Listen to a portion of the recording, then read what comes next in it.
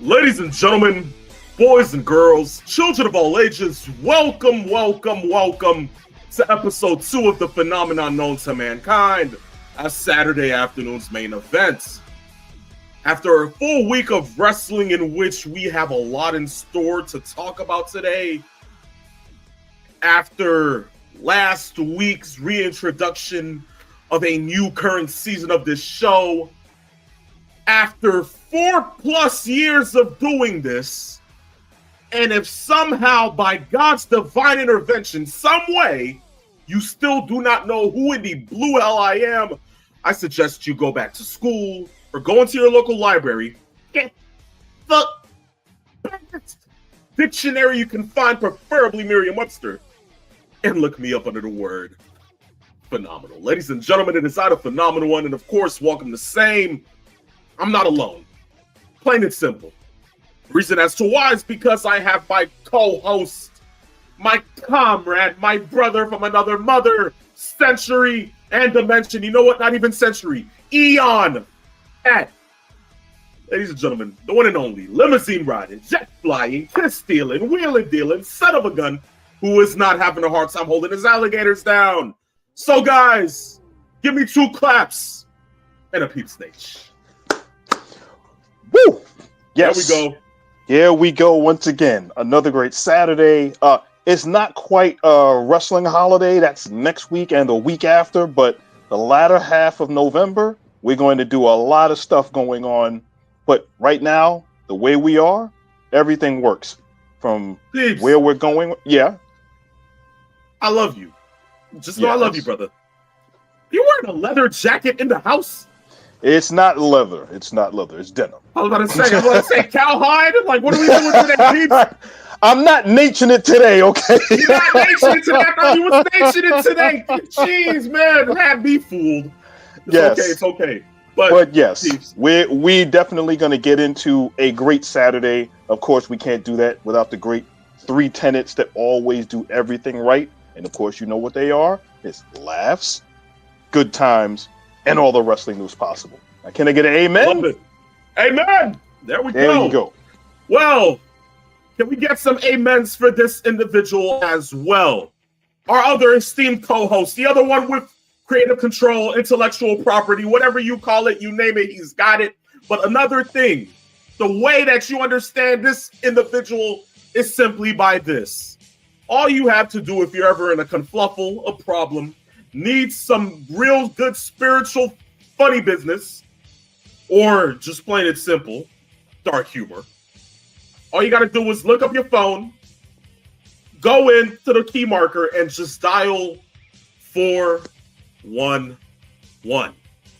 Allow me to introduce to you guys the host of Morton's Law, Christopher Morton, Mr. 411. Yo, I'm still laughing. Nate, what are you wearing? What's going on? Listen, I'm in the chat last week because I was not feeling well and I couldn't do the show. How do we get you a haircut, my man? How? What's going on, my man? How? Jeez, man. Really starting off the marker like this. What we gotta do for the show? We gotta get Nate at a barber shop for the show. He gotta do it in the barber chair. Lord knows that might take an hour to do, right? Look at that. Yes. Years. You gotta get it perfect, you know? Only Christopher Morton. Chris, welcome to the show, bud. Great to have you, my man. But look, esteemed good week in wrestling. A lot of good stuff happened. A lot of bad stuff happened. We're going to go ahead and get into it today, right? So shall we not waste any time? Yes. Let's do more. Peeps, I'm sorry. You're going to have to brace yourself for this because, of course, guys, it's that time of the show. When you hear that, it means it's time for one thing and one thing only. It is time for Wrestling Crash Course.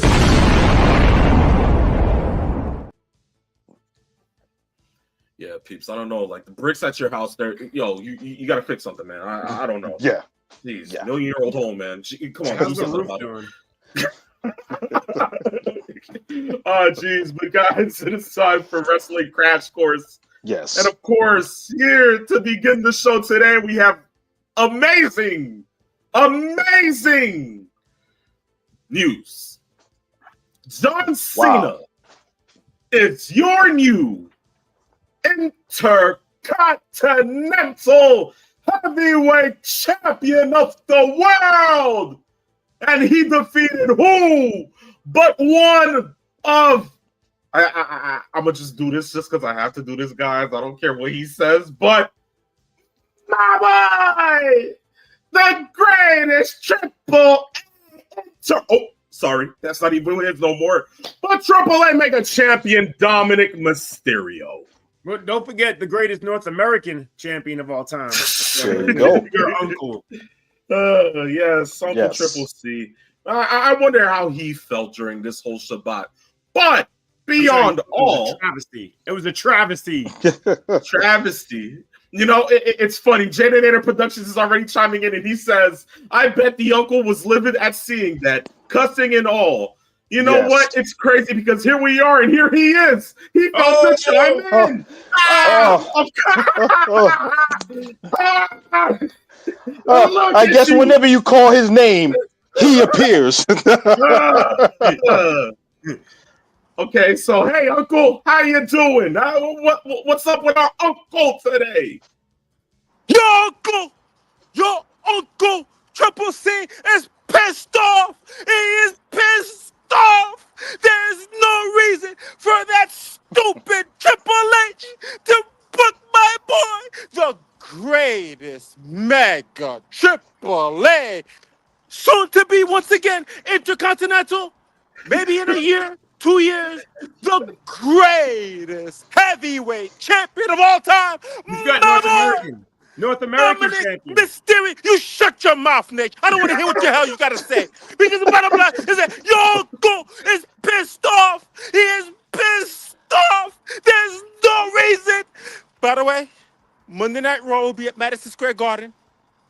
And the way I look at it is that John Cena, if he is a man of the people of Saturday afternoon's main event and the whole WWE universe, he should put the title on the line against my boy, Dominic Mysterio. Delusion! I'm calling delusion. Did you? I heard you say you were pissed off. I'm sorry to interrupt you, Uncle Triple C. You said you were pissed off. Did you know Nate pays extra to get pissed on? Oh, Really? Lord. I mean, that doesn't surprise me. I mean, the bottom line is that Nate for years have been pissed on. You know what I'm saying? Better to be pissed off. But, you know, that's another conversation for another time, you know. But, bottom line, folks, I just want to let you guys know that I am still your uncle Triple C here live in the hells of Brooklyn, New York. Because my hometown is still Queens, New York.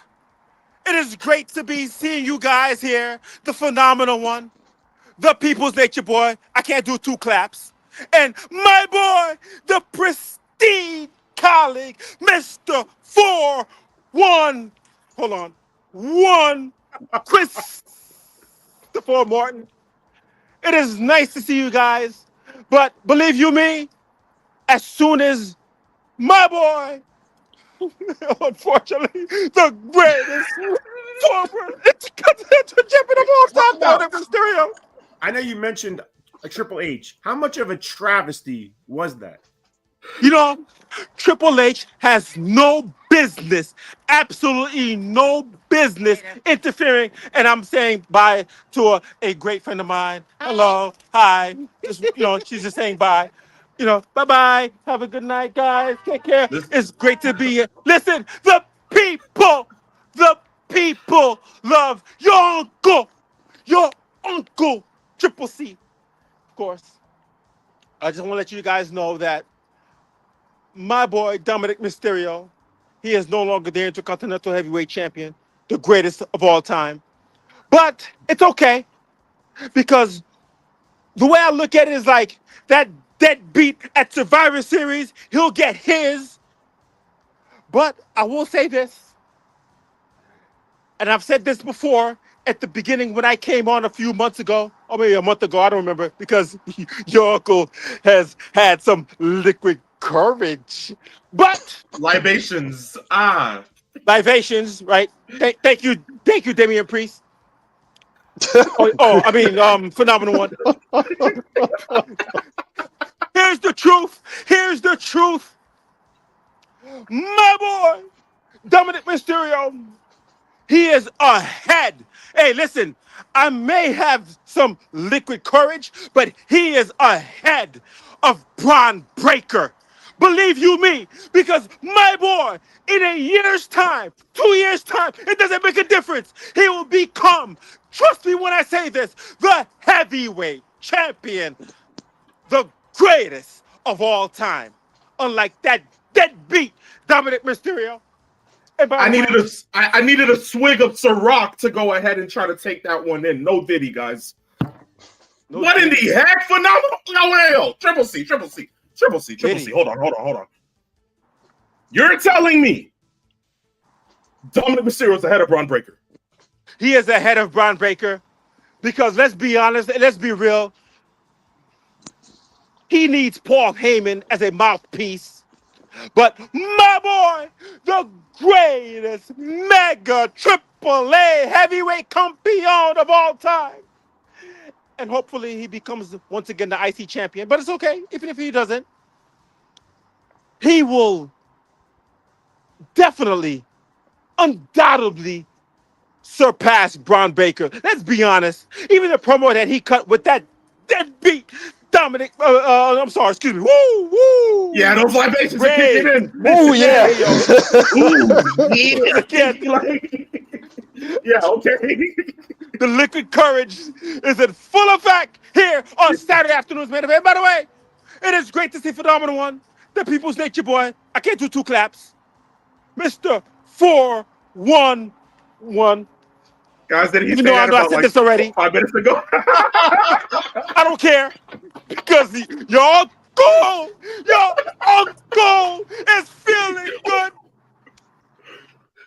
You know, folks, I just wanted to let you guys know that, listen, these 3 guys right there that you see on your screen, they are the She's-Knit. They are the foundation of Saturday afternoon's main event. They are really the true deal. And you guys need to watch them at all times because those 3 guys that you see on your screen right there, they are not only the heartbeat of Saturday afternoon's main event, they are truly, without question, I don't know about Peeps Nate, but anyway. Come on. Good Come on. grief. For all time's geez. sake. Come on, Nate. For all time's sake. Listen, here's the truth. The bottom line is that those 3 guys that you guys see on your screen, and if you're hearing on the podcast, if you're hearing later on, listen, those guys, they are the Shiz-Knit. They are the foundation of podcasts. They are truly, without question, the real deal. And those guys that you listen to, believe you me, they are giving you the correct information. And these guys right here will continue to lead Saturday afternoon's main event, all of podcasts, all of the people. Where are the people? Where are the people? The people of Saturday afternoon's main event. And I just want to let you guys know that, hey, listen, I appreciate you guys. I appreciate the same universe. I appreciate everybody because, once again, Dominic Mysterio is still, without question, the greatest mega intercontinental AAA heavyweight champion, and there is nobody that will ever take that away from me. Of course, because why? I am still your uncle, Triple C, and for Phenomenal One, the Peep Stage, Mr. 411. I'm still your uncle, and I thank you guys for having me here live in the hellhole of Brooklyn, New York. Thank you guys. You're welcome. It's crazy. It's crazy. He really went on a whole promo freeze, not seeing the comment at the bottom. But you know what? Talk about variety. It went from an intro to a eulogy to a roast back to a promo in the same shot. That's skill. we just witnessed the first ever research paper of 5 paragraphs to be said monologue style on a wrestling show. Yes. Uncle Triple C, I just want to know if you like. I know you have about 3 to 4 libations while on the show on regular days. How many have you had now? True question. We just want to know. What you want to know? I'm sorry. I think there's your answer. I digress. Look, first one of the day. I'm sorry.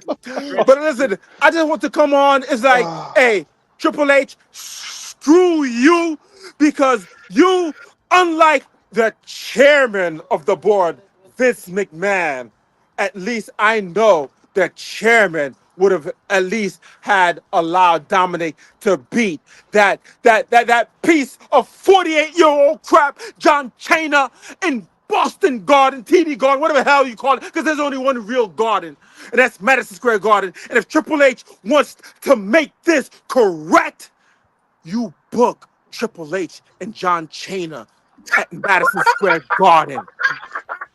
You book it. Hold on. Guys, did he just say book Triple H versus John Cena for the Ice Did I say that? Yes.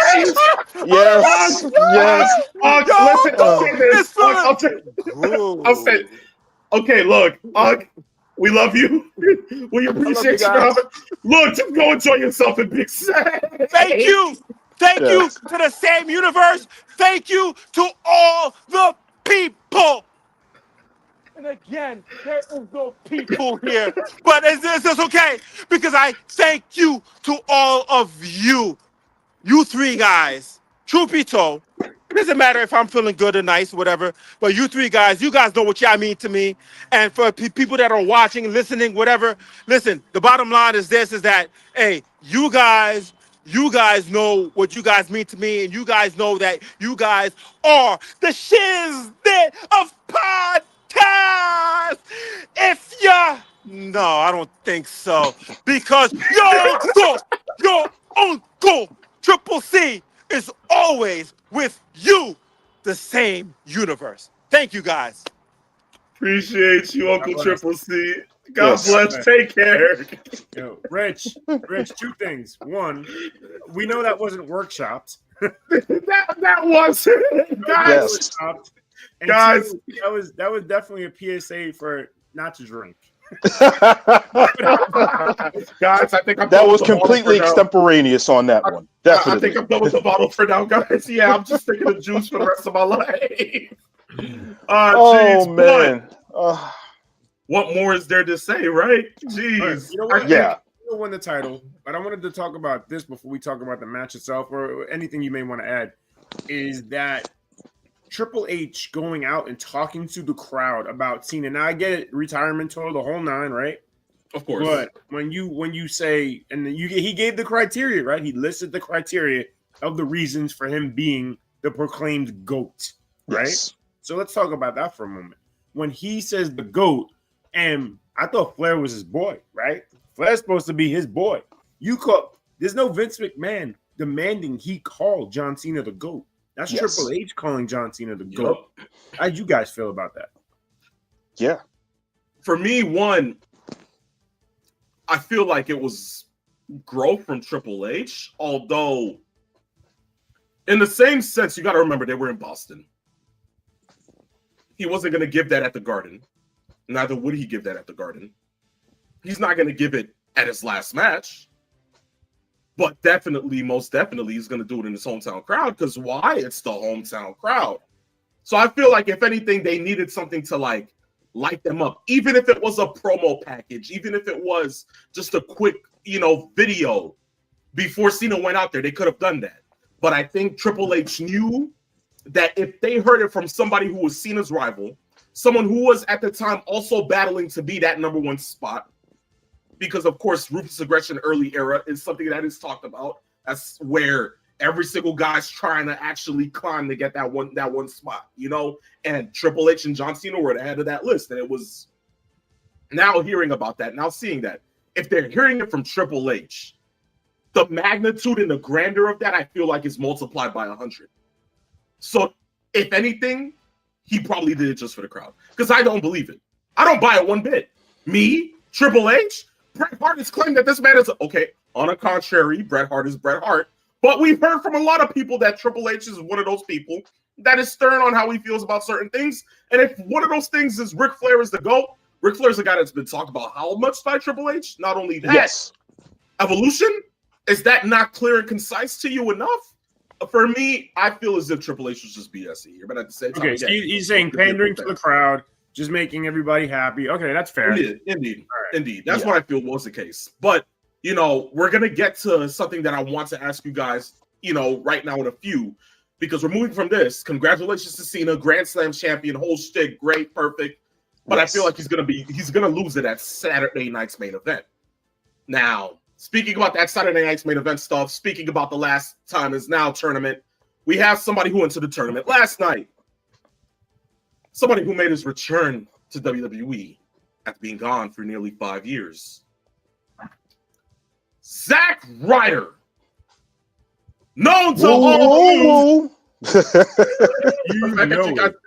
fact that you guys did it at the same time is just crazy to me. But it's like you're sitting there looking at it like Matt Cardona, Indie God, the complete, right? Transferring back into woo. And it's like, what are we doing here? How did you guys feel seeing that? I thought it was a complete shock because when we were all hearing about that there was going to be a mystery opponent in this tournament in the LA Knight spot, there was only one name in my mind that I thought of, and it's one of those, if you call his name, he would appear type deals, if you get where I'm coming from. I thought it was going to be Joe Hendry, and it wasn't. And the reasoning that they pulled off the Zack Ryder deal made all the sense in the world as far as the shock value, as far as what they did, and even more so. And this is something that I always hearken back to when you're trying to build something for someone that hasn't been in a company for a while. They referenced the reason why Zack Ryder was in this tournament and why the chance of him getting a chance to wrestle him again could be something that would be a big payoff for him, if so, because they referenced the feud from, was it 2015, with John Cena taking Zack Ryder's girlfriend and going all off and doing... Yeah. Please, don't tell me you had a libation too. If you think about it, they look at it in the sense that they made a little bit of a reference to give you just enough of some kind of connection of him being there. That's not to say that that's the only reason why he should have been there, but it makes sense just to make that connection there. But I think for the fans, they thoroughly enjoyed that. You think they cared? Because I don't know. I mean, I felt like the initial reaction was okay, but keep in mind, he lost. He lost. And we don't know if he's coming back. We talked about this pre-show. He wrestled in NXT as Matt Cardona. He's been everywhere as Matt Cardona for the last how many years. He shows up as Zack Ryder. Corey Graves, man. I lost all respect for this man. Mentioning, he's done everything recently, including death matches. He sounded like Excalibur. That was embarrassing. Which is weird because like the 500 people that go to death match shows. Yeah, death matches. What? Come on now. And isn't it weird that death match wrestling is the one thing that WWE would usually always try to downplay or dismiss as if it didn't happen? And to have Corey Graves bring it up on camera, I thought that was really weird. Low rent. Sure. It was low rent. It was like, okay, well, he's had other matches that have been good over the years too. We don't need to reference death matches. Yeah. I gotta ask, just to be on kind of like on topic right now, guys, have you ever went to a death match? No. So that's the one thing y'all have yet to experience. No, I mean, look, in the late 90s or early 2000s, when Combat Zone Wrestling became a thing, when ECW went out of business, no one ever like, let's get on let's drive down to Philly and go see Combat Zone Wrestling. We remember, I'll say this. When Combat Zone Wrestling started, I want to say it was 99, and ECW still doing their shows. I was there at the arena all the time. And they were handing out flyers for this Combat Zone Wrestling. We're like, what is this? And we just were laughing at it. Like, what is this? And it was clearly they went to another level. We talk about deathmatch companies like Ian Rotten and what was the name of that company again? Mid South, right? IWA Mid South. Yeah, IWA. Yeah. Right. Like, whatever. It's the whatever. I get it. I get it. Yeah. But the biggest worries here. Okay, we talked about this pre-show. Matt Cardona. You said, what did you say to me pre-show about why he was Zack Ryder again? only due to the fact that, they want to tie it into Cena. They had to tie it into Cena. There's no other way that they couldn't go ahead and sit there and not tie it in. Oh, not only that, I feel like the shirts that they put out, right? I feel like probably that's just some old warehouse stuff that they probably still have. And they're like, yo, you know what? Let's just try to make some extra bucks off of it instead of going ahead and just fully getting rid of the shirts. So what did they do? They brought the man back as Zack Ryder. Because let's be honest here. Didn't Cardona say Zack Ryder was completely dead? That is correct. So why is it that, he would return just for one time as Zack Ryder? If that's the what's crazy case, about this man's career is that while he's been on the scene for how many years as Matt Cardona, he had a cup of coffee in AEW. And I know we talked about this before, but the reason for that is Tony Khan, who wants to employ almost everybody. Now, there's exceptions to every rule, of course. Matt Cardona said apparently some of the most ridiculous things you could say in that meeting he had with Tony Khan, that even Tony Khan got turned off to Matt Cardona. And that's why, even though he was Cody's boy, he did not stay after that one off. Yeah. So you would guess that they probably think he's, not well-rounded, like, behind the scenes. Is that what the cause is then? That's what we're going with?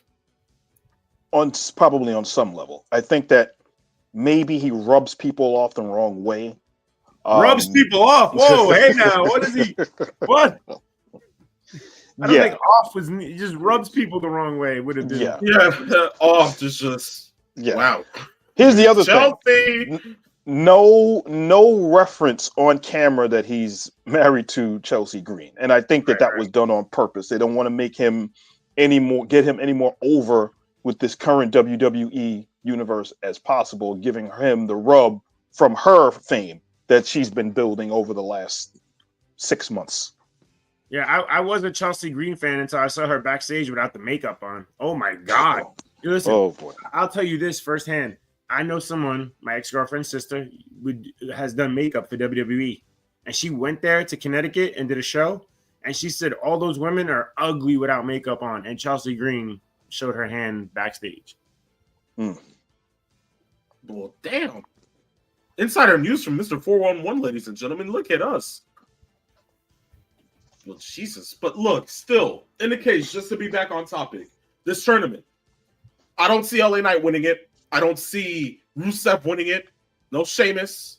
Guys, there's one name on my mind, and I feel like this should be the person to dethrone him. Carmelo Hayes. What?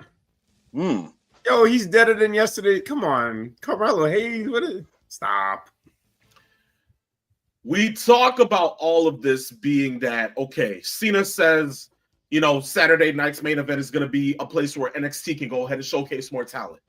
NXT can, not only that, he's going to go ahead and make sure that, the person who wins the, the tournament is going to go ahead and face me. And I just want to be able to shake the hand of the person who is next up. So what? Rusev deserves that rub? Gunther deserves that rub? Hell no. Gunther's already retired Goldberg, and not only that, Gunther's held the IC title for 666 days. 2-time world champion. What rub does he need from Cena? What does that do? Wait, the same applies though. Brock Lesnar didn't need the rub when he broke the streak. Still broke the streak. Yeah, but this isn't Vince's WWE no more, right? You would think that Triple H should use this. Think like Vince. Listen. So would you tell me that Vince would go ahead and put Jey Uso in the position that he put him this year? If he had to do it the way he did Kofi Kingston, he had to do it, right? He had to do it for Daniel Bryan too. He didn't want to do it. True, but I think with Vince would have so many money-making assets already with all of those guys on that roster that Jey Uso wouldn't have gotten that push. And you listen to the merch and the fans, and yes, he would have got it just the way Kofi and Daniel Bryan did. And it would have lasted just as long as it has right now. Because right now, Jay is still the most over as far as his merchandise and how he is with the fans. But that's about it. Because now we're starting to see online, social media, kind of turning on Jey Uso's in-ring work now. Man, you know what? It bothers me so much that all those people are jumping on the bandwagon when, I kid you not, people can say it's blasphemy or whatever they want to say, but when the Usos were tag team champions and were on top of the mountain as the so-called greatest tag team, I never liked their work. I always thought their work was sloppy, was average. I thought when they had those matches with Woods and Kingston, Kingston is good, don't get me wrong, but Woods is even better. And I thought those two always out-wrestled the Usos, and I don't. People are seeing it now. I've seen it forever. So would you feel that, like, even after WrestleMania, that like tag team wrestling for the Usos should not even be a thing either? So what's their best work? They need something to fall back on, right? Everybody needs a job. So what else are they going to do? Now, granted, Jey Uso can still go for second, third titles. He can still go for the IC title. He can still go for another title, just not the main title. Yeah. Okay. So still, and I think his nickname precedes him based on how they've pushed him. Main event Jey Uso. It's kind of weird to call him main event Jey Uso when he's going to probably not be main eventing too much longer. I mean, think about it. Dominic does win the title back from Cena. What a great feud that is. Yes. Dominic and Jey Uso. Yes. Okay, so would you feel that, Jey Uso should be the one to retire Cena? Is that what you're saying? No. Okay. No. So who in y'all favor then?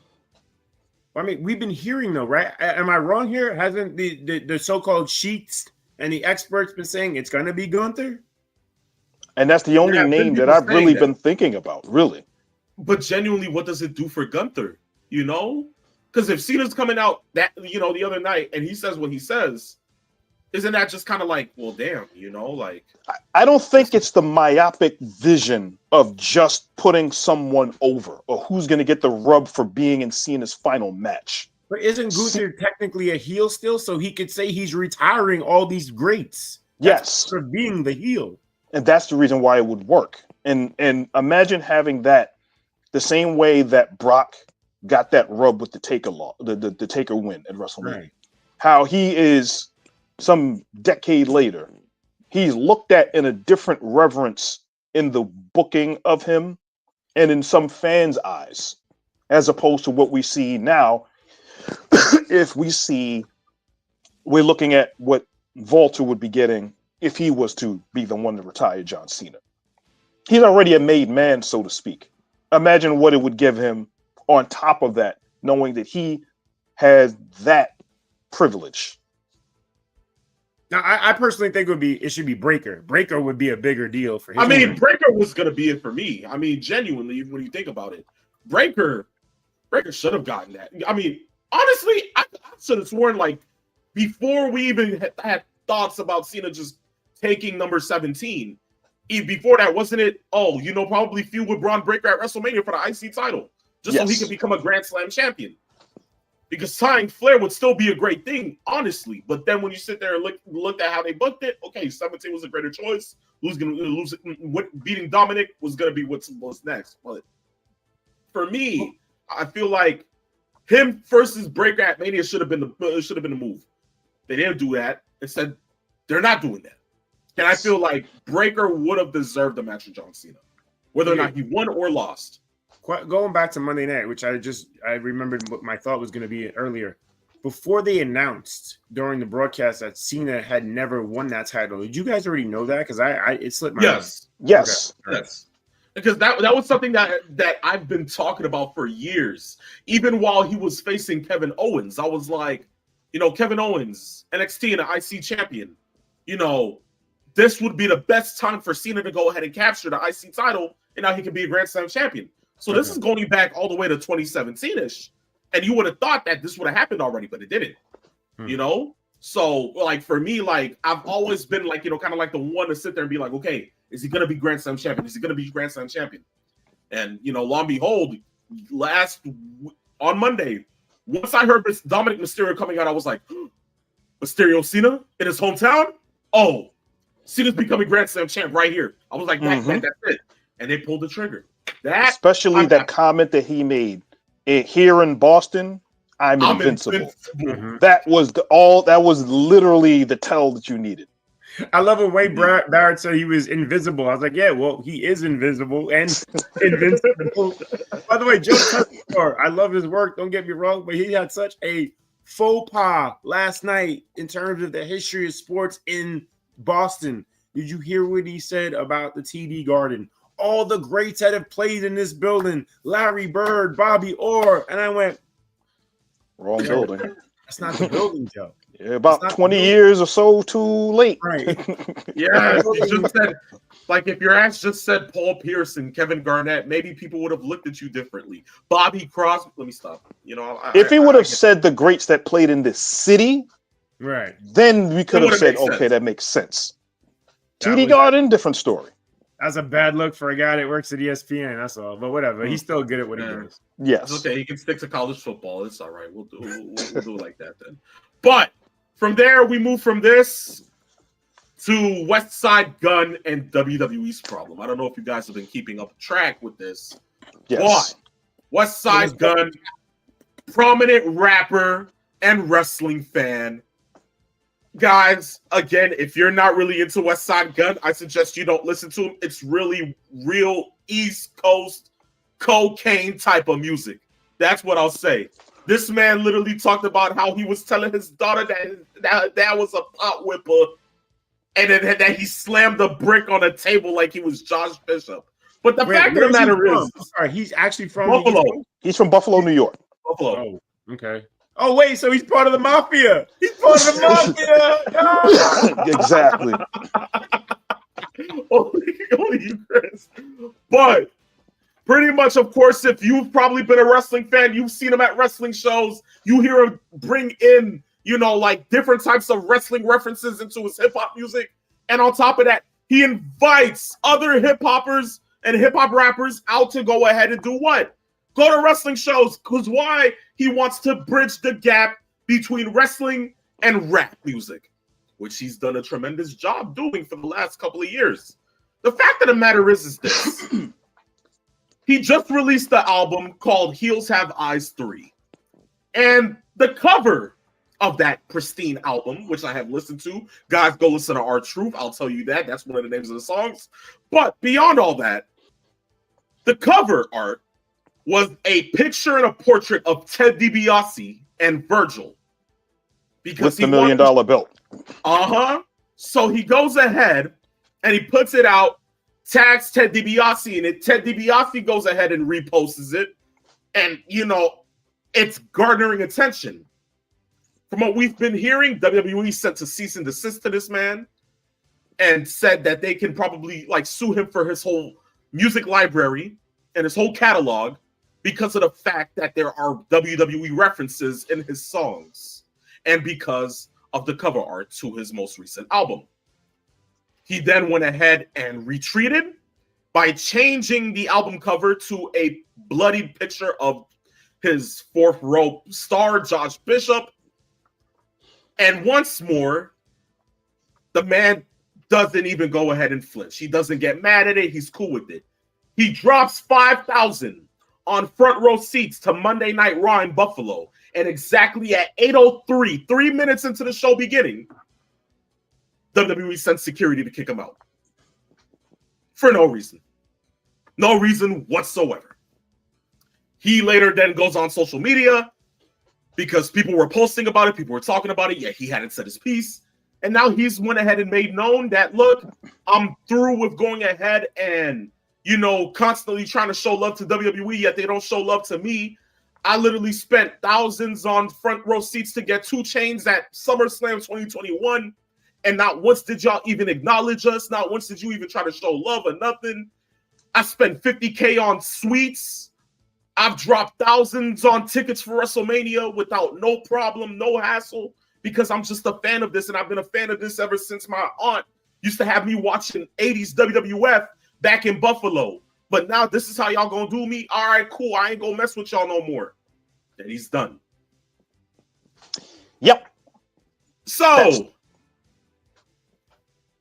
even those that pay, WWE are just gonna kick out? Like, what? I have so many other questions. There's no way you could boost somebody without giving them a refund like that 3 minutes into a show. I mean, he has legal action if that's the case. Yes. Indeed. So if it was genuinely because of the music, I don't know if they can cite a reason for that. But I don't know if that was even a clause in anything that he's written or anything. So it's just like, to me, I don't know. The real problem is like, if it's just copyright tactics or copyright infringement or IP violations or whatever is the case, that's one thing. You're talking about lyrics in rap albums and rap tracks. If that's the case, then all of Wu-Tang should have been sued then also. Action Bronson should have been sued also. We've heard so many different rap artists over the last 30 or so years reference WWF wrestlers and the WWE wrestlers. This is the kind of negative PR the WWE doesn't want or need, because what you're doing is you're alienating a part of your fan base that is spending money on the product. And if you're going to then say, we don't want you here because of this, you come to a solution, you come to an agreement, and then you move on. You don't go ahead this way and move that out of there, because now what you're doing is you got a lot of Gen Zers that are wrestling fans that listen to West Side Gun, listen to a lot of other rap artists, and that are interconnected social media wise. That can do some really big harm to a WWE product that has been waning over the last few months. And as we've talked about last week with SmackDown, just not that long ago, having 4,000 empty seats in a building where they had to tarp off sections of their stadium. That's something that they have to get under control. Wait, this is a bad PR nightmare for them. Nate, you're killing me right here. You're killing me. West Side Gun, I assure you, in terms of percentages of the audience he's going to bring to the table, is not worth it. Look, Travis Scott ruined everything. Everybody, Travis Scott. That's it. No more rappers. Yeah, that didn't help. But I mean, for me, again, it's because I've seen him at so many shows. I won't forget, actually, and it's funny enough, it's all wrestling. I've seen him at GCW. I've seen him at AEW. I've seen him at TNA. I've seen him front row live for WWE shows. Like, you see, even Corey Richmond says this. He's like, West Side Gun performed live for Daniel Garcia's entrance during an episode of AEW Dynamite. Not only did he do that, the man went to All In and performed for the Hurt Syndicate. Mm-hmm. Because why? He did their song. We heard people. Yeah, that's him. So now we're sitting here looking at this. Is it because he has ties to AEW that they would pull something like this? And that's what I was literally thinking, more so than anything else.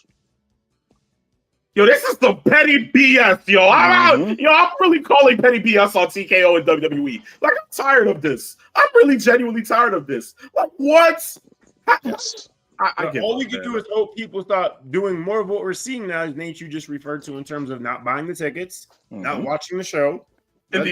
Let's have some kind of like a flash mob boycott, if you will, right? Let's everyone get together. It'd be great if a mass exodus, just people left the building after buying. Now, granted, they still bought the tickets, so they paid the money, whatever. But look what that if you're watching Raw and 4,000 to 5,000 people just get out of the building at the same time. Yes, that would be interesting. As everybody in the building shows up at a WWE event as an empty seat in protest. Because, like I said before, it's not the fact that West Side Gun is such a huge, huge name. It's a small amount of the audience that can then translate into doing something by offending that small amount of that audience. That's what I think is the bigger issue, because WWE has done real petty things like this before. Yeah, I'm talking about the grand scheme of things, not West Side Gun particularly. I'm just saying everything that they're doing with the high pricing, that all this other petty stuff you mentioned.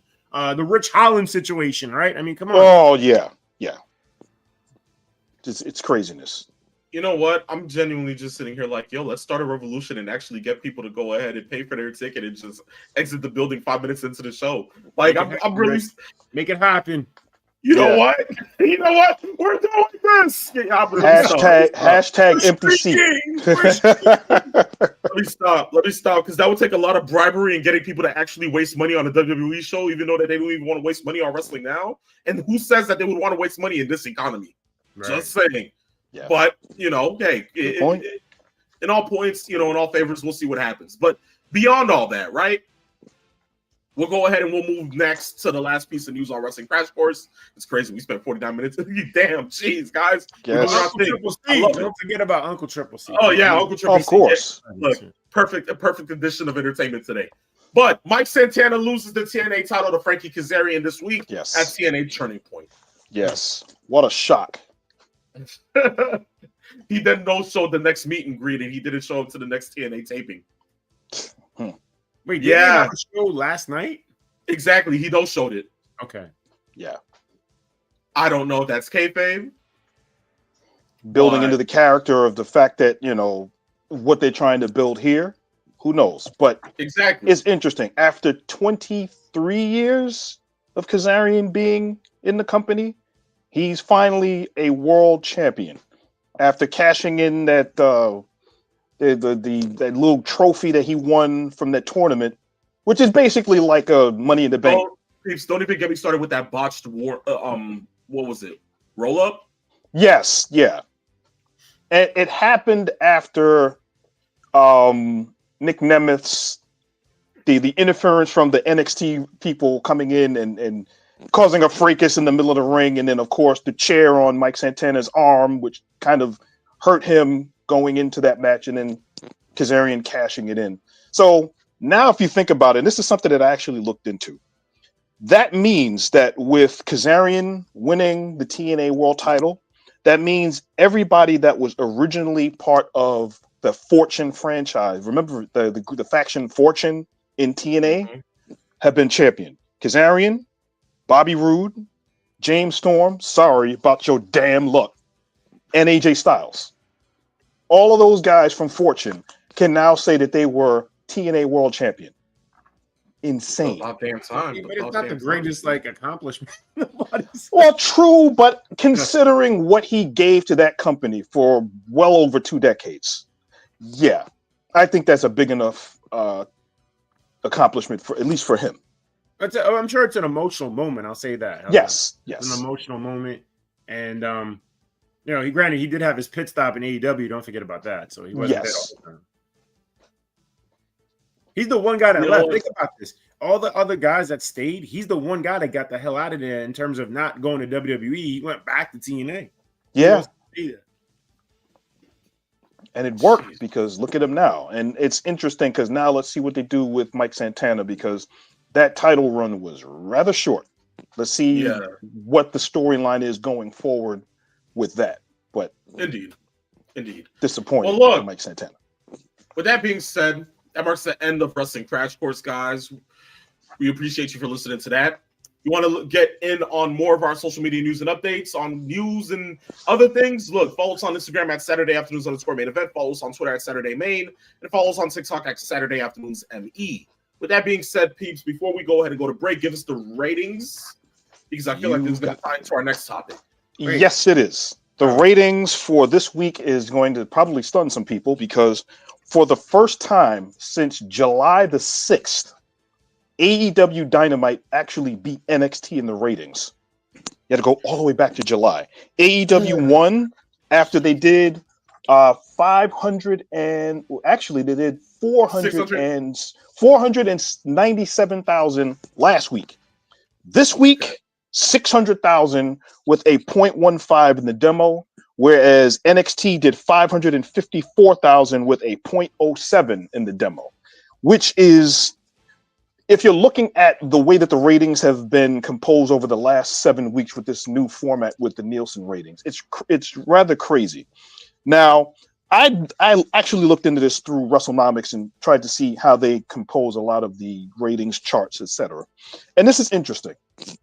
Wrestling throughout, between Collision, Dynamite, NXT, SmackDown, they're all down. We don't include Raw because Raw is no longer on over-the-air cable, at least not in the United States. But Collision, the average that they were doing before this new rating started, they were averaging 287,000. Since in those 7 weeks, their average is 246,000. So they're down 14%. Dynamite was averaging 610,000 beforehand.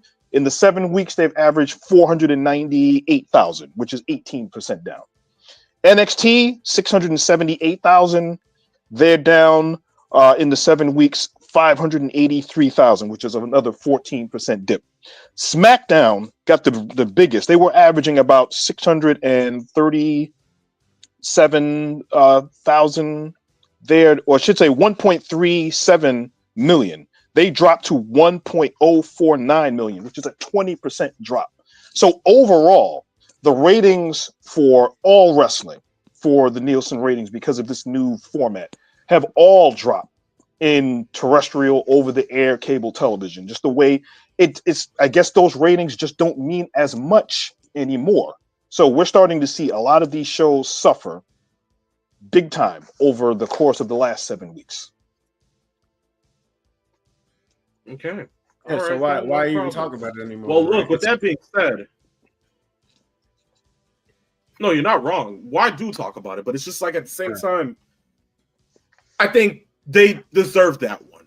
600K, I think they deserve that win over AEW because of Blood and Guts, which is what we wanted to talk about today. Blood and Guts. Guys, I have to say, women's match, light years better than the men's match. Yes. But Blood and Guts certainly had a lot for you to see. I just hate that. Jesus. Talk about a family-friendly company. Alternative product, my ass. Because, whoa. Peeps, all I want to ask you, who goes ahead and tapes thumbtacks to the bottom of a skateboard, skates down a ramp just for you to ram the side of the skateboard with the tacks into someone's head, completely busting them open? Well, that would be Darby Allin, and I'm sure Moxley would like to receive that. So I'm sure, I mean, it's pretty easy. Funny enough, boy, did Moxley receive it. It wasn't even Mox, though. Yuta. Yes. I'm sitting there looking at the BCC, and I'm just like, holy hell, what are we doing now? Like, genuinely, what are we doing now? Here's the thing, though, Rich. We already got the blood. Now they officially want to show us the guts. They want us to see it all. Like, it's no, we already get the blood. Now they're just having to show us the guts. Yes. I mean, I didn't watch it, so I'll let you guys talk on it. I mean, I just know what it's going to look like. I've seen the previous matches. I watched their matches in general. You know what it's going to look like, what it's going to be. Yeah. And I was pleasantly surprised at how good the first 25 or 30 minutes of the women's Blood and Guts match was, because that was the first match on the show. And they started off with Willow Nightingale and Sky Blue. And when I tell you that Sky Blue took the Arn Anderson beating from the War Games, and those that have watched all of the War Games, she took the lion's share of the bleeding. She was busted open within a minute and a half of the first period of the match. What's her name? Sky Blue. Who? Sky Blue who? This is name association day, folks. But yeah, it was very obviously violent. There were a lot of weapons brought into the ring. One of the aspects that I do not like about Blood and Guts is the fact that the tag teams that are involved, because the way that they do it, they did the man or woman advantage in a match prior. So instead of flipping the coin at ringside like they normally do for the War Games, they already have that there. And then they bring them out one by one, almost as if this is the Royal Rumble. I rather the fact that they would figure out on the sideline who's going to go in next. That's what I think that they should have done. But that's kind of the Blood and Guts way of the way that went. But there were a couple of brain farts, so to speak, in the match that I did not like, including the fact that Marina Shafir, who was the last entrant for her team, went after Chris Statlander, brought her out of the cage, pulled out the John Moxley bed of nails on the floor, dumped Chris Statlander on the bed of nails and left her there. But this isn't the craziest part. Now, earlier in the match, there was thumbtacks, and broken glass in the ring. Marina Shafir came to the ring in her boots. She decided to go back into the cage, but before she did, she took her shoes off and went barefoot. What sense does that make? And then in the middle of that last segment of the match, she then stomped on the glass barefoot to break the glass up to show how tough she was. Yeah. I have never seen a fight with anybody that had glass in it stepping on glass to prove how tough they were. That I just found that really odd. That means Moxley's going to do it next time. It might have been Moxley's idea. Who knows? Yeah. Let me start another Monet stuff. I'm sorry. I stand corrected. Moxley will eat the glass. How's that? What did you think of the finish that they went with? There was a spot in the match where Mercedes Moné came in, and all of the 12 belts that she had were on the table. And at one part, she came and grabbed all of her belts and gave her belts to her teammates so that they could use them as weapons, which it kind of makes sense based on what they were doing, and it worked. But the ending of the match was interesting in the fact that Mina Shirakawa was put into a chokehold, a guillotine choke by Marina Shafir. While she's in the guillotine choke, Megan Bayne grabbed the TBS title belt and was beating on her back and beating on her, while her tag team partner, Toni Storm, had to watch because the Triangle of Terror were holding her back and watching her basically getting brutalized. That actually made sense as far as an ending goes, as far as the torture, to the extent that Toni Storm said, you know what, I give up. Just stop hurting my partner. But in general, I thought overall it was a better match because there were less set pieces than the men's Blood and Guts match. Did any of that cause Mina to have a wardrobe malfunction? Easy for me to say. Unfortunately for you, no. I was about to say. But look, men's Blood and Guts. Darby going through 2 flaming tables. Yes. What difference does it make, right?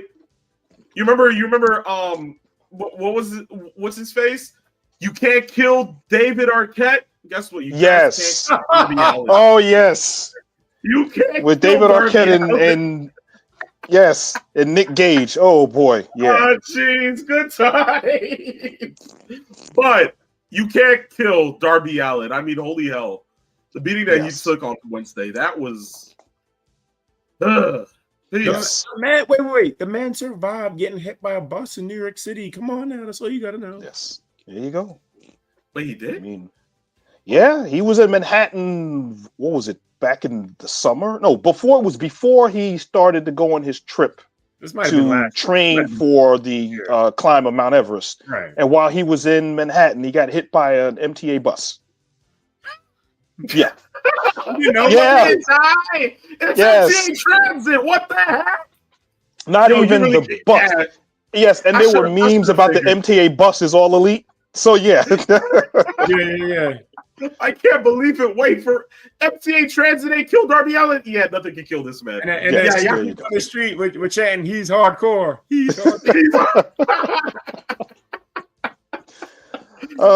You can't make this stuff up, guys. Geez. But still, all in all, we know how that ended. Of course, Kyle O'Reilly going ahead and submitting Jon Moxley to hit the I Surrender. And of course, that team ended up winning. But so are they now pushing Kyle O'Reilly? Because now hasn't he kind of gotten the upper hand on Moxley on 2 separate occasions now? I think they should, more so than anything, because he's definitely a really good wrestler and can give you really good matches given the right opponent. And especially anything that can kind of end this Jon Moxley reign of terror on AEW, I think a lot of people would be a fan of. So what is the ceiling, though, for Kyle O'Reilly? We know his mic work is mediocre at best. So what happens? Oh, no. I can't believe I'm about to say this. Do you give him the mouthpiece of Adam Cole because he can't wrestle anymore? Good Vince grief. McMahon, manager. Oh, man. You're going to go full circle on that one. Can you imagine Wow. Well, even though they say like that story was like, like did he say that story wasn't the complete truth or wasn't the truth at all? But even though, can you imagine? Right. Can you imagine having to sit there and think that like you sat there and actually did say no to like, I can't be Keith Lee's lackey to be Kyle O'Reilly's in a different company when you could have probably been getting paid millions? Okay, if he is officially now, I don't know his stat. Have you guys heard anything about Adam Cole in the last? Right. No, so he can been no longer get in a ring, which is going to happen at some point for everybody, right? Can't get in the ring anymore. Would he not make a great manager? Yes, I think he would. Of course. Right. Indeed, but I think because we're also used to Adam Cole the wrestler, right, it would just be hard on our eyes because it's just like, yes, wouldn't we have the same feeling that we probably had during like Black and Gold NXT when Nigel McGuinness was on commentary?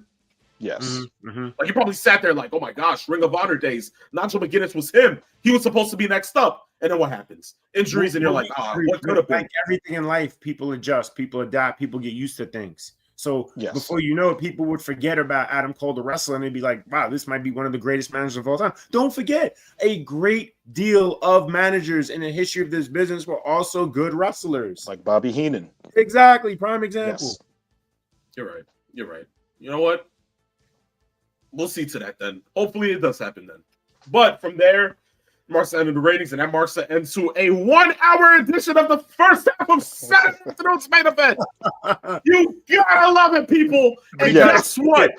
WBD, we've been approved.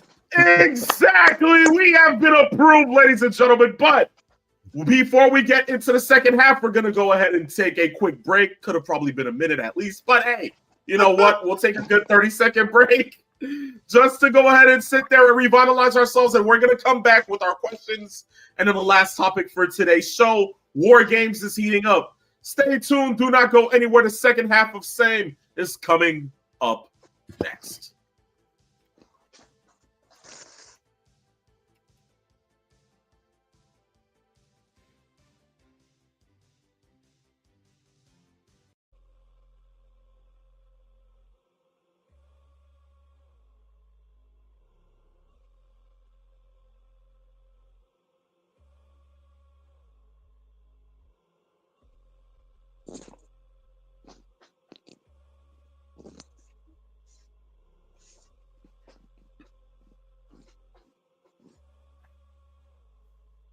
Technical difficulties. But ladies and gentlemen, boys and girls, children of all ages, welcome back to the second half of Same. Of course, I had a phenomenal one.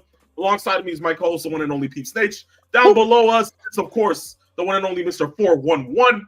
We're going to give you laughs, good times, and all the wrestling news possible. We're not going to go ahead and waste any time. We're going to get into our questions today. Of course, if you guys want to send in a question, all you got to do is one thing only. DM us on Instagram at Saturday Afternoon_main event. Send in the question in the words of the Wrestling God, WWE Hall of Famer JBL. I guarantee it will be on the next episode of the show. As Peeps pointed down to, it's in the ticker right down at the bottom. So if you want to see it, to send in a question for next week's show, do that. But with that being said, the first one comes from Master Sean 007. He says, greetings, gentlemen. How long do you think it will take WWE fans to revolt over the greed shown by TKO?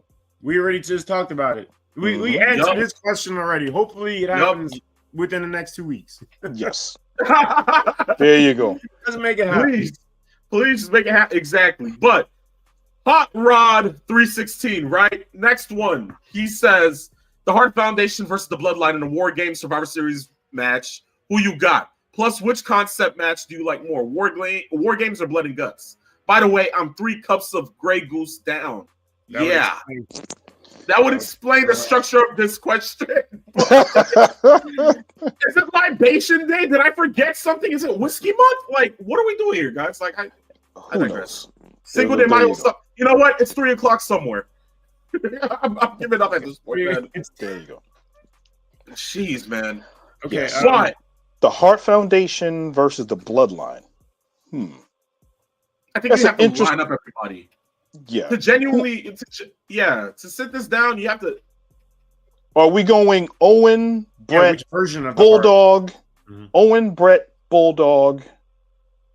You're going Jim Neidhart. Indeed. And then who's the fifth? Pillman? Yeah. If you get a healthy Pillman, that would work. Yeah. I say a healthy Pillman before he shattered his ankle. Yes. If you put him in there, and then you put them against the Bloodline, the Hart Foundation could probably win that. I agree. If you put them in it. I Yes. agree. Well, in a shoot, they would win. I don't know about you'd want to Yeah, in a shoot, that's a different story. Yeah. Put them all in the dungeon. Let's see what happens then. But then you have on the other end, what would you do? It would be the Usos, Roman. Are you gonna put Are you gonna put in Sammy Uso in there too? Hell no. What? I mean, what do you say? Bloodline? Does old Bloodline count as well? So like what? Yeah. That's probably the issue. It's going to depend on the makeup of that bloodline. Are we talking Usos, Roman, the MFTs involved in that as well? What combination of bloodline are you talking about? MFTs, no. I would say, could you Jacob. argue The Rock? Jacob, could you argue The Rock? That's a good one. If you're throwing The Rock in there, Rock. I mean, Roman, Rock, Loki, yeah. Rock, Roman, Usos, Fatu, Solo. or do you have Solo in there? You know what? I'd rather throw in Jacob than Solo. Yeah, everyone would. Yeah, Jacob over Solo. I'm sorry. But yeah, Jacob over Solo. But then now when you size up these teams, but now here's the real question. When you size up both of these teams, who do you have winning? If you're going based on the height of each faction's build, then it would be the bloodline.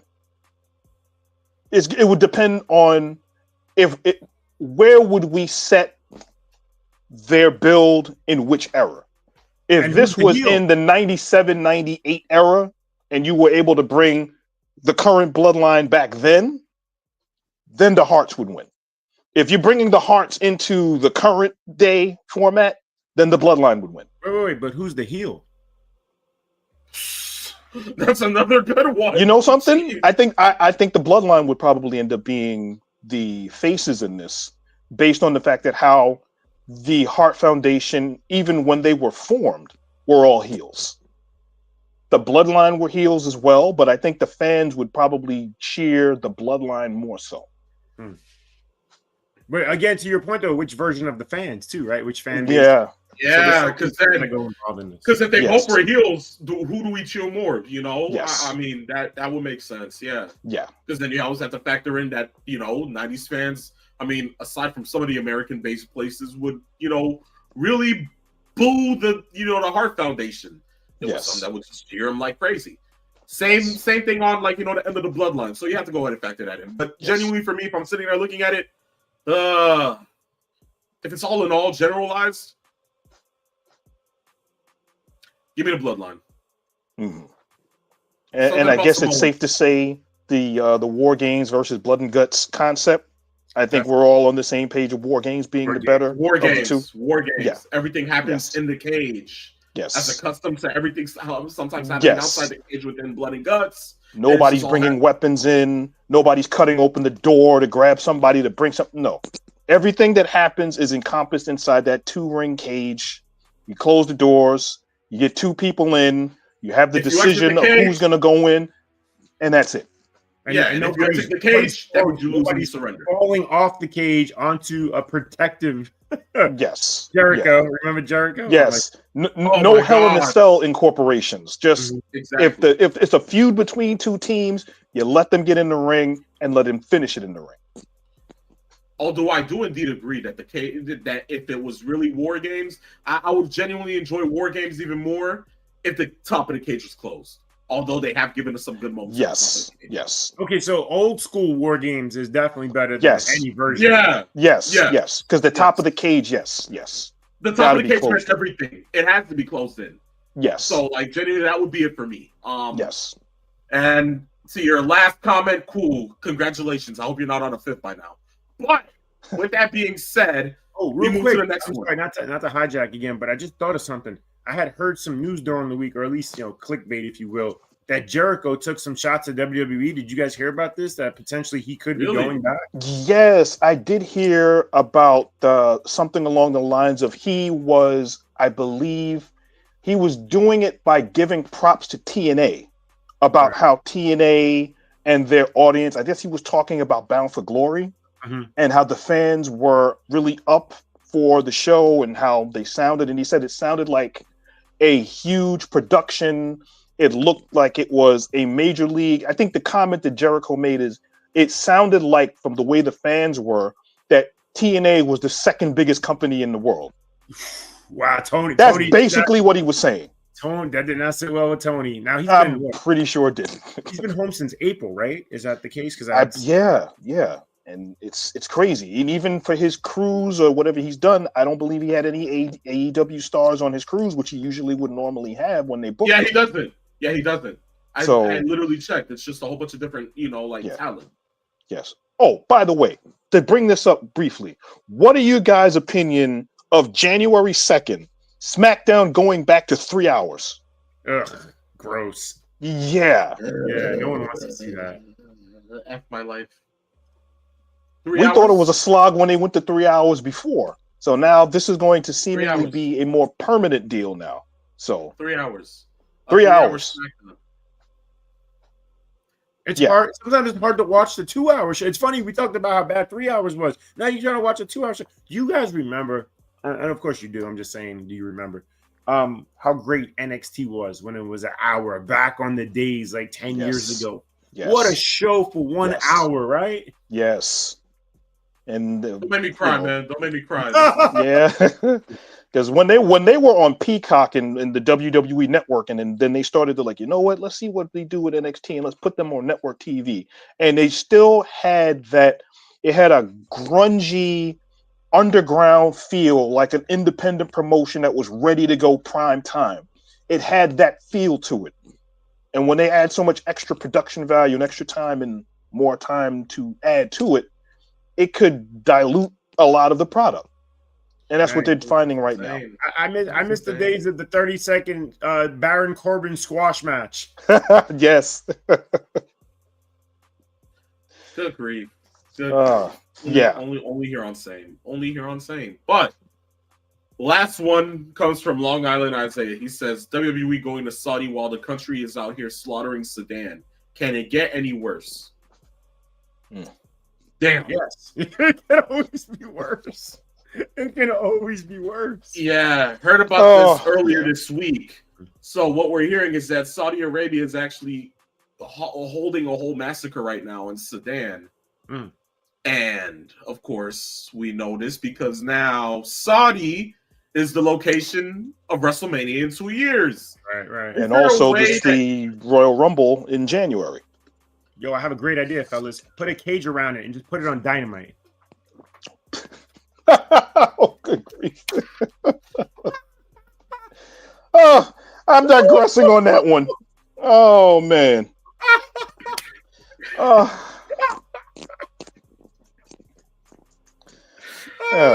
Yo, I got myself on that one. Chris. Yeah, go figure. Oh, geez. Only on Same, guys. Only on Same. But, geez, can WWE find a way to get themselves out of the confluffle each and every single time? Like, it feels like they just handled themselves into more PR nightmares most recently. Yeah. They can't get out of their own way. That's the problem. We know the company is politically leaned in a certain way and always has. And it's a matter of drawing the fans away from the political aspect of it to get them back on the product in ring, which is what they usually try to do a better job at. But the problem is in this climate today, where the politics of certain things and your entertainment almost intertwine, a lot of times they can't avoid this kind of stuff. It just sucks. Genuinely, it just sucks, man. It just sucks. But can it get any worse? Like you just heard from Mr. 401. Yes, it can. It can. Genuinely, it can. But with that being said, that marks the end of the questions here on Same. We appreciate these guys. We thank you for sending them in. If you want to send in more, of course, again, one thing only on Instagram. DM us at Saturday afternoons_main event. One more actually. Corey Richmond. He says, "What do you think TNA's rumored TV deal will be with?" Access? No, I'm messing with you. You know what? Spike TV. No, okay, that's not it either. Oh, jeez. No, not that. Wait, time out. The greatest and funniest thing of all time would be if WBD canceled Dynamite and Collision and put Wow. Oh, could you So, imagine? Can be even crazier if they It put would never happen, but I'm just throwing it out there. Imagine they actually were to give TNA a TV deal while still incorporating AEW, and they put TNA on TBS and then TNA on TNT. Oh, that'd be even better, right? Yeah. That would be even that would work. As long as they don't put them on like True TV or one of the other subsidiaries that they would have owned. But, you know what? How about FX? Let me stop. I know too much. I mean, come on, we've heard. Okay, HGTV. Okay, let me stop. Okay, I really gotta stop, guys. I'm sorry. Okay, yeah, I know. Yeah, screw this. But hey, oh well. He says Tubi. That would have worked. Genuinely, that would work. Tubi, Pluto TV. At this point, geez, satellite, the PBS channel, late night. All right, yeah, we're done. Yeah. Jamal 2 Crazy Gaming says, do you think Dominic asked his dad for a rematch, or is John Cena just too invisible? Still can't see him, huh? Still can't see the guy. Yeah. It's been going on for 25 years. You would have thought it'd been over, but hey, oh well. Yeah. With that being said, last topic. War Games is heating up. On both sides, we've seen enough. Of course, on one side, we have the Usos, CM Punk and Cody Rhodes. On the other side, you have the Bronsons, Logan Paul, and now Drew McIntyre. So with both sides now kind of needing 2 or 1 people, who's going to line it out? I'll say this. You guys can take the second half, which is, of course, the Bronsons team. I'll take this one. How about this? Let's say Jimmy Uso doesn't make it to War Games. What if he gets attacked by the Bronsons this coming Monday or something?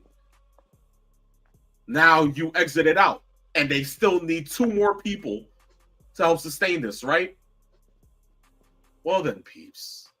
Is this where Roman Reigns comes back? And then you can add in John Cena. Okay. That's what I'm thinking for myself. When it comes down to the Bronsons, they kind of need only 1 more person. So who's that 1 person going to be? Chris, we'll start with you. Who do you think? Brock Lesnar.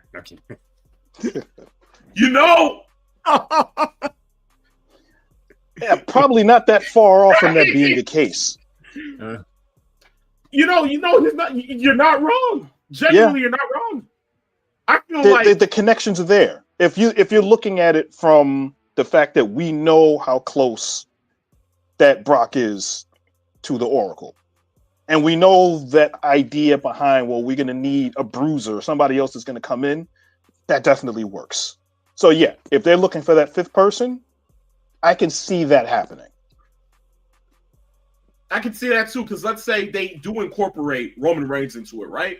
Yes. And then now Paul Heyman can be like, you know what? I got an idea. Then they bring in Brock Lesnar. And you think, oh gosh, this thing is fully set on this. Okay, well now, Cody and Punk's team need 1 more person. Who else can they possibly turn to go ahead and signs up to Brock Lesnar now? Other than somebody who has history with Brock Lesnar, especially this year. That would be John Cena. Genuinely, for me, you line out the teams like that, everything's set in stone. That's just me. We talk about the star power between the 2 companies, right? And when you think about all the names WWE can just throw out there, people sometimes you forget about. You're like, damn. So ultimately, that's what Survivor should be, right? It should be all the top guys. Indeed, I agree. I meant to say War Games. Excuse me. I meant to say War Games. But I kind of hate that War Games is becoming the Survivor Series staple, even though it's cool and all. I hate that it's now occurring every single year. I would have loved to see a 5-on-5 this year, or maybe the year prior. It wouldn't hurt. Genuinely, it wouldn't hurt. But, for me, I'm looking at War Games like, okay, look, War Games is War Games now. Obviously, it's going to be the new staple. And it's going to be in an outdoor stadium. So it's going to kind of have that old school Jim Crockett promotion feel of the night sky coming down, and having that also production-wise will look good on camera. So I agree. And this would be the first outdoor war game since the one in the Orange Bowl. So, peeps, you get to relive life and history in your childhood all in one. Yes. Or should I say adulthood? Oh, we'll see. Peeps. Sometimes I forget how old Peeps is, guys. It just happens. But 700 million. Get it straight.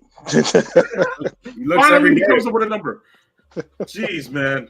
But with that being said, that marks the end of this topic, and this marks the end of today's show.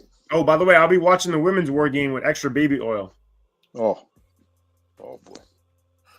Oh, speaking Christopher. of that. But beforehand, what did you think of what they did as far as building that women's war games match, as far as what they're doing with Charlotte Flair and her beef with Rhea Ripley? Because they had the combatants on one side talking, and then all of a sudden Charlotte was like, you know what? I can't pretend anymore. You don't like me. I don't like you. I'm not going to be on this team. I'm done. And she walked off. So there's always going to be that interesting prospect of, is this just for her to now come to her senses and then come back to be part of the team? Or are they going to add another person there? How they do that, that's the intrigue that I'm looking into on the women's side, because it's that build is starting to look really good. I agree. I feel the same way. All in all, again, like you said, I feel like it's going to be a lead up to, kind of like, egg her off of like being associated with Rhea's team. Yes. All in end just to have her be a part of the team, because who else can you possibly throw in? For me, again, that WWE finds a way to incorporate history, especially in their War Games matches and the build up to it. For me on this end, of course, I don't feel like it's one of those things where it's like, this is the truth behind it. Because, of course, we've seen the real side to Charlotte Flair now. We understand who Charlotte is, how she feels about certain people on the roster. And, of course, how, the history of Rhea seems as if there had been respect there. Even all the way back to WrestleMania 39 when she ended up losing the title to Rhea. I feel like even though there is competitiveness there, it wouldn't be competitiveness to the point where Charlotte's like, oh no, I'm not gonna go ahead and team with you. That's just me. Yeah. And I think that's the story beat that they're looking for to build on between now and in 2 weeks when we get to War Games. So revisionist history for the win then. Yes. You heard it first here, ladies and gentlemen. Well, look, with that being said, that marks the end of Same. We will be on for episode 3 next week, Saturday. Of course, that is the last Saturday before Thanksgiving. So look, beyond all that, we will be there the week after for, of course, Survivor Series. And remember, next week is Full Gear. So it's going to be a wrestling weekend for the next couple of weeks. Hey, we're here for it, right? We're here for it. But look, there you go. That being said, guys. I'm sorry. So Effie is going to be booked. You said Full Queer. Oh, Gear. I'm sorry. Wait, Nyla Rose is on the card. Christopher Morton, ladies and gentlemen. Christopher. There you go. Well, look, with that being said, guys, we'll see you next week. It was here on Same, that I the phenomenal one. And I the Peeps Nation for, of course, Mr. 411. Yes, we came. We saw. And in the words of the great Paul Heyman, we conquered. Send them home, peeps. I'm sorry, because it's just that the fact that what we were just on with what Chris said, and then after that, you just had to follow it up with where we came. Yo, could you imagine? I didn't even think of that. In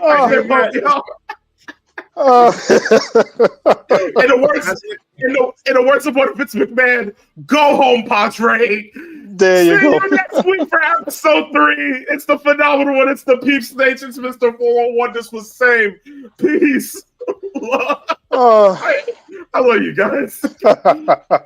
Farewell.